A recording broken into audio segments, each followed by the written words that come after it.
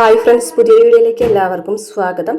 അങ്ങനെ ഇതെങ്ങനെ ഒരിക്കലൊക്കെ കൊണ്ടുവന്ന് ഇരിക്കുന്ന സമയത്ത് നീളമോൾ ഇങ്ങനെ വരികയാണ് കേട്ടോ. എടി നീ ചെക്കനെ കണ്ടോന്ന് ചോദിക്കുന്നത്. ചെക്കനെ ഞാൻ ചെറുക്കനെ പോലെ ആരും കണ്ടില്ല എന്ന് പറയണേ.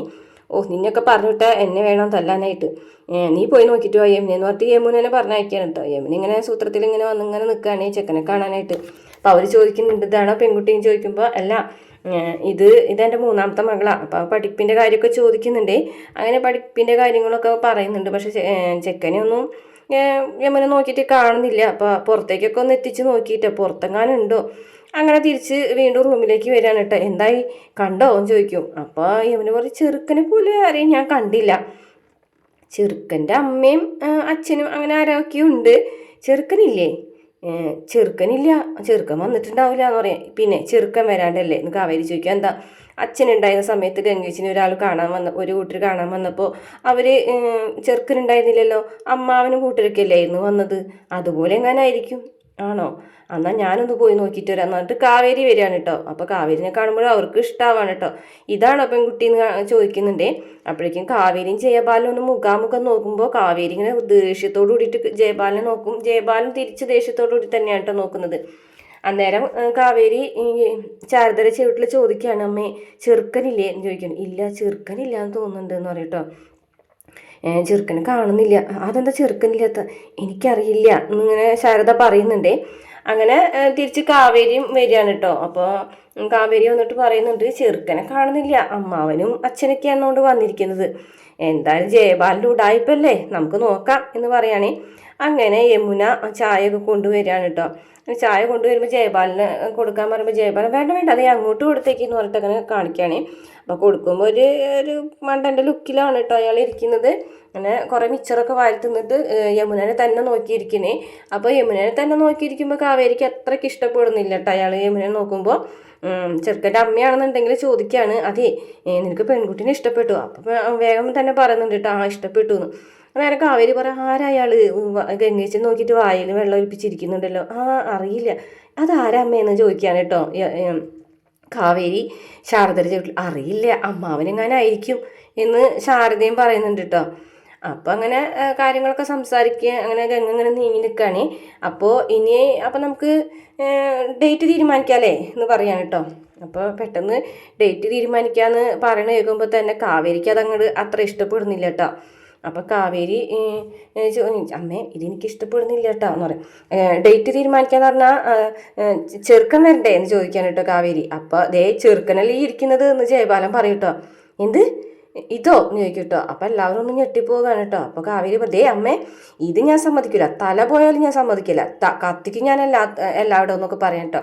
അന്നേരം കാവേരിനോട് ശാരദ ദേഷ്യപ്പെടാൻ കേട്ടോ. കാവേരി, നീ യമുനയും വിളിച്ച് അകത്തേക്ക് പോ.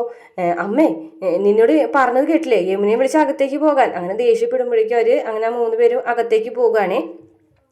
അപ്പോൾ രാധമ്മ ചോദിക്കുന്നുണ്ട്, അതെ ചെറുക്കന് കുറച്ച് പ്രായം കൂടുതലല്ലേ എന്ന് ഇങ്ങനെ പറയട്ടോ. അപ്പോൾ ചെറുക്കൻ്റെ അമ്മ, പിന്നെ എന്ത് പ്രായം, ഈ വരുന്ന മാസത്തിന് 32 വയസ്സ് തികയുള്ളൂ.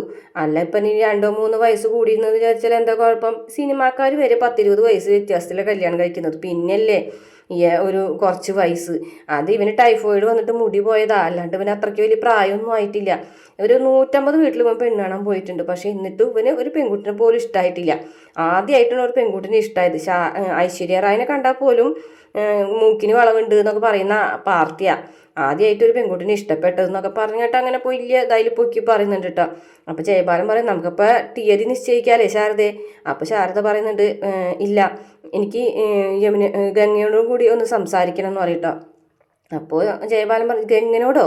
എന്തിനാ പിള്ളേരോടൊക്കെ സംസാരിക്കുന്നത്? ഇത് നമ്മൾ തീരുമാനിക്കേണ്ടല്ലേ, നമുക്ക് ഇപ്പം തന്നെ ഡേറ്റ് തീരുമാനിക്കാം.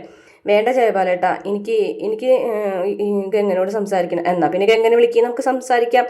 വേണ്ട, എനിക്ക് അവളോട് മാത്രമായിട്ട് സംസാരിക്കണം. അല്ല എന്നാലും വേണ്ട, അപ്പോൾ കൈ ഉയർത്തി കാണിക്കാൻ കേട്ടോ. വേണ്ട ജയപാലേട്ടാ, ഞങ്ങൾക്ക് കുറച്ച് സമയം വേണം ആലോചിക്കാമെന്ന് പറയാം കേട്ടോ. ആ എന്നാൽ പിന്നെ ശരി എന്ന് പറഞ്ഞിട്ട് അവരെല്ലാവരും പോവുകയാണ്. ചെക്കനാണെന്നുണ്ടെങ്കിൽ പോകുന്ന വഴിക്ക് കുറച്ച് ജിലേബിയും മിച്ചറൊക്കെ എടുത്ത് കയ്യിൽ വെച്ചിട്ട് ഒരു കേക്കിൻ്റെ കഷ്ണമൊക്കെ എടുത്തിട്ടാണ് കേട്ടോ പോകുന്നത്. അങ്ങനെ അവർ പുറത്തേക്ക് ഇറങ്ങുന്ന സമയത്ത് വിനീത അവിടേക്ക് വരുന്നുണ്ട്. അപ്പോൾ ജയപാലൻ അവരോട് പറയുന്നുണ്ട്, അഹങ്കാരമാണ് അവർക്ക്, അഹങ്കാരം. അരവിന്ദൻ ഉണ്ടായിരുന്ന ആളില്ലേ മുത്തുകുടയും പിടിച്ച് ചൂടി നടന്നിരുന്നത്. ഇപ്പോൾ ഒരു ഓലക്കുട പോലും ഇവരെ കയ്യിലില്ല, എന്നിട്ടാണ് ഇവർക്ക് അഹങ്കാരം.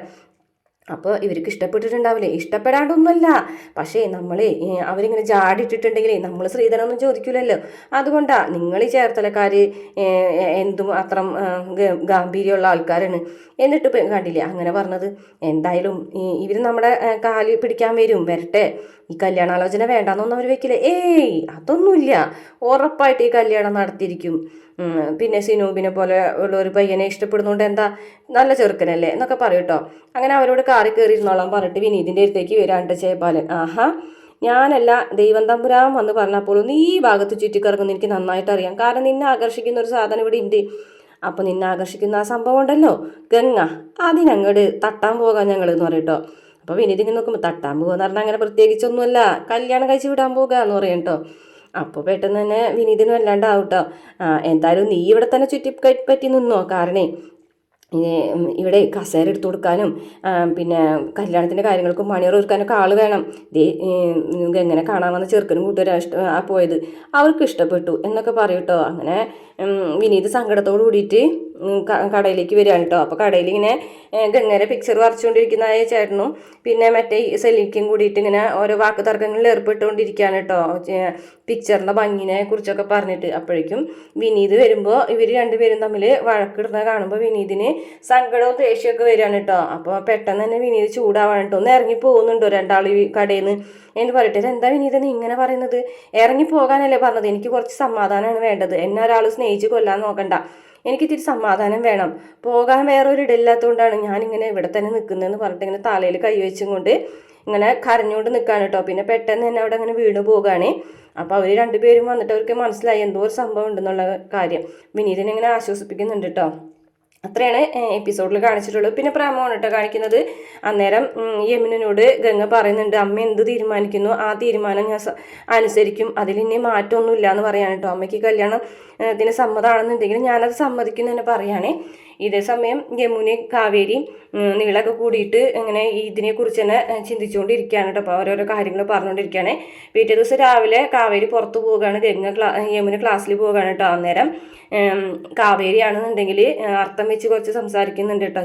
ഗംഗേച്ചി ഞാൻ പോയിട്ട് വരാട്ടാ, പോയിട്ട് വരുന്നതിനുള്ളിൽ കല്യാണം ഒന്ന് കയറി കഴിച്ചേക്കരുത് കേട്ടോ. ഇവിടെ ഗംഗേച്ചിനെ ഫ്രീ ആയിട്ട് ആരെങ്കിലും കൊണ്ടുപോകാമെന്ന് പറഞ്ഞ് വന്നിട്ടുണ്ടെങ്കിലേ കല്യാണം കഴിപ്പിച്ച് അയക്കാൻ വേണ്ടിയിട്ട് തയ്യാറായിട്ട് നിൽക്കുന്ന ആൾക്കാരുണ്ട് എന്ന് ശാരദനെ നോക്കിയിട്ട് പറയാണ് കേട്ടോ. ശാരദ വെറുതെ കല്യാണം കഴിപ്പിക്കാനുള്ള ഫ്രീ ആയിട്ട് ഒരു കല്യാണം കഴിക്കാമെന്ന് പറഞ്ഞത് കൊണ്ടാണ് ഈ കല്യാണത്തിന് സമ്മതിച്ചെന്നുള്ള രീതിയിലാണ് കേട്ടോ കാവേരി ഇങ്ങനെ കുത്തി പറയുന്നത്. അത് കേൾക്കുമ്പോൾ നമ്മുടെ ശാരദയ്ക്കാണെന്നുണ്ടെങ്കിൽ ഭയങ്കരമായിട്ട് സങ്കടമാവാണ് കേട്ടോ. അവർ പോയി കഴിയുമ്പോൾ ശാരദ അവിടെ നിന്ന് പൊട്ടി കരയാണ്. അപ്പോഴേക്കും ഗംഗ ഓടി വന്നിട്ട് അമ്മനെ ചേർത്ത് പിടിക്കുന്നുണ്ട് കേട്ടോ. ഇത്രയാണ് ഇന്നത്തെ എപ്പിസോഡും പ്രേമം കാണിച്ചിട്ടുള്ള വീഡിയോ. ഇഷ്ടപ്പെട്ട ചാനൽ സബ്സ്ക്രൈബ് ചെയ്ത് സപ്പോർട്ട് ചെയ്യണേ.